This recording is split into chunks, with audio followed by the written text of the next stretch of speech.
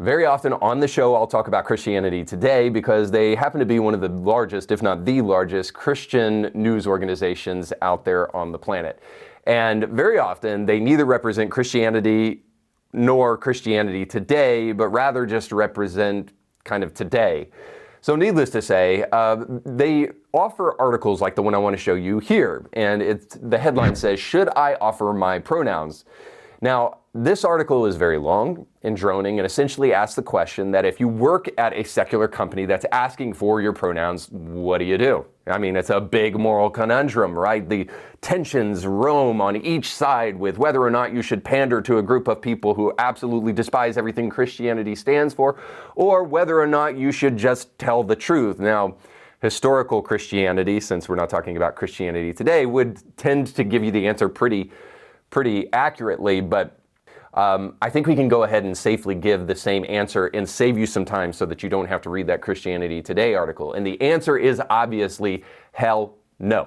You should absolutely refuse to give your pronouns. And I want to give you a modern example for why this is so important, because this is not just a preferential thing. This is not just a way for Christians to try to be unloving and intolerant of people's differences. This isn't a way to just try to reinforce the obvious reality of biology, but actually there's a much bigger, more important reason for why we cannot and should not offer our pronouns in our workplace, in our bios, or any place else. And I bring you a modern example. Ellen Page, who is an actress you may be familiar with by name, just recently came out as transgender and changed her name to Elliot. And in a recent Yahoo News article, it says this, that 16 years ago, Elliot Page took the Toronto International Film Festival by storm as the breakout star of Jason Reitman's Oscar-nominated comedy Juno. Flash forward to 2023. The actor returned to TIFF for his latest film. Again, this is the Yahoo writer, not me.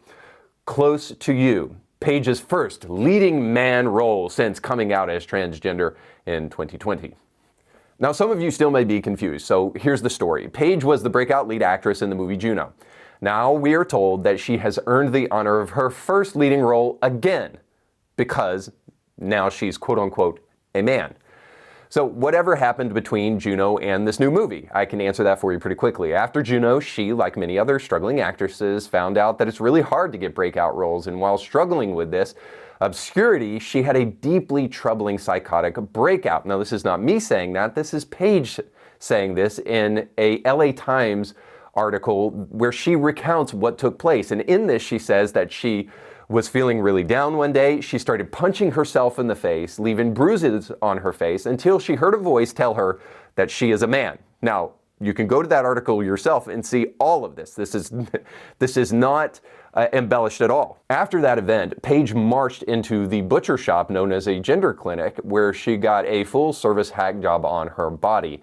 Now we are told that she is once again starring in a movie, but this time she's starring as a man. So here's some of the major problems with this kind of cultural phenomenon, and more specifically, the pronoun usage request that we're being asked to make more and more. So the first problem is that pronoun usage and transgenderism more generally butchers language. I understand language is a societal construct, it evolves with society, but not with pseudoscience and not with gender dysphoria. Listen to me, we don't change our language because people are struggling in this way. I understand that there may be a technical use for they for first person singular. I've heard all of the articles and all of the arguments, but all of that is undermined by the fact that language is a subjective tool, yes, but used to explain objective reality. So in other words, language is a social construct, or in other words, it's something that we create, but we create it not just to do whatever we want to with it, but actually, I mean, this is why we have encyclopedias and such, and Webster's dictionaries. But we create this subjective language in order to use a tool to help us understand objective reality. So when we say the word man, we are trying to aim at something very specific. We are trying to aim at somebody with a specific set of chromosomes, and the same thing, but the opposite for a woman. And just because we, connect some of the social constructs of like the color blue and the color pink and the building of forts or the listening to classical music and a love of ballet or whatnot, because we associate these genders with these things, which are stereotypical, yes, but very often accurate, doesn't necessarily mean that the word male and female are merely just social constructs with no meaning, or with a meaning that can be arbitrarily defined. We are clearly trying to define something very, very important. So if I call a person they, it is in no way because I believe, or they should believe, that they are some kind of genderless widget. There is no such thing as a genderless person. So the claim is nothing more than a assertion that we are essentially our feelings, and that's nothing more than Cartesian dualism.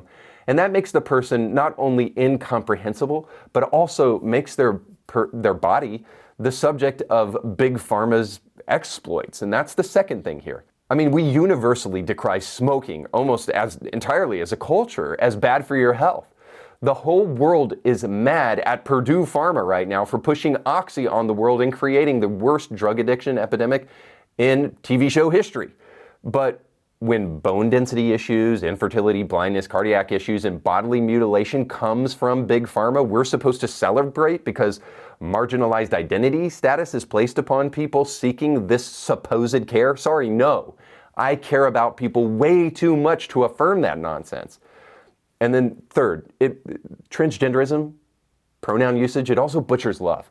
We've been told that calling Ellen is actually dead naming her, and this is a hate crime.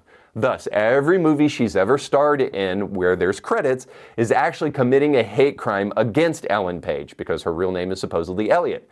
The real way to love her is to affirm her delusion and to call her him according to our culture. Real love is only antithetical to truth in a world where Christianity has lost its social significance because, of course, it's not true. To tell somebody the truth is to love them.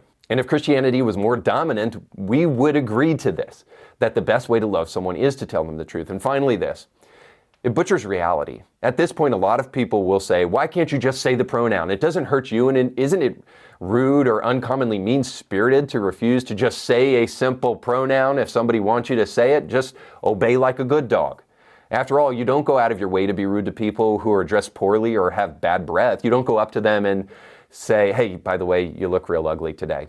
So why do we do that to people in the trans community? True enough, we absorb certain realities on the regular for the sake of unnecessarily hurting other people's feelings, especially if you're married. But we don't do so under the pressure of being demanded to say that. You can offer certain politenesses of your own free will, but you, in the trans community, demand that we give you that quote-unquote politeness. Moreover, last time I checked, lying to somebody really isn't that kind. When you're being asked to affirm someone's gender identity, you're actually being asked to shift all biological reality for one person's preference. Can you imagine anything more destructive to that individual and more condoning of narcissism than to communicate to someone that reality has to bow to you because you were born? We're being asked to shelve everything we know about biological science, everything we know about basic objective reality, and really a lot of what we know about English, all for the sake of one person's pronoun hang-ups. We can't read the Bible and pray in schools because it may offend someone.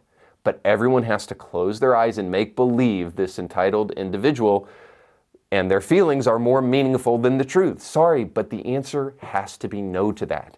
Not only for my sake, but also for the person's sake, the world's sake, for Ellen Page's sake.